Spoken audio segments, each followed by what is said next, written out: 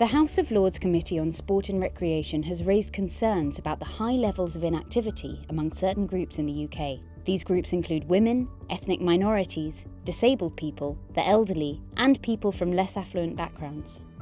This issue is not new. It's continued over decades, multiple governments, and attempts to boost activity.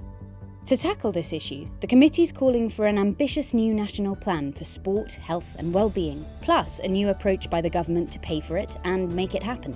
A national plan is needed to bring government departments together, simplifying things like access to funding and making delivery of sport and recreation policy more integrated. This plan should cover related areas too, such as planning, transport, environment and education. At the national level, there should be a new ministerial role responsible for sport, health and well-being.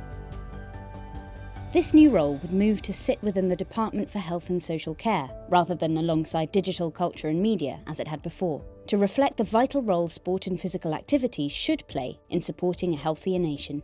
The government should also work to tackle discrimination in sport and recreation by doing more to hold social media companies to account.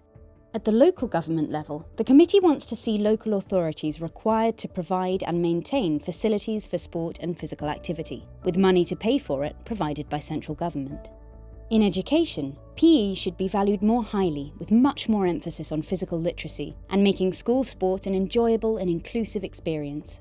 By acting early, positive attitudes towards sport will be developed young and are more likely to track into adulthood. Everyone should be able to lead an active lifestyle, regardless of age, background and ability.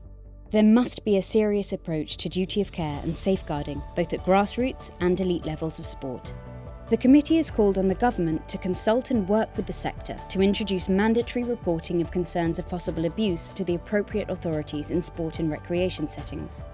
Finally, the committee has paid tribute to the hard work and crucial role of the paid and unpaid workforce in sport and recreation.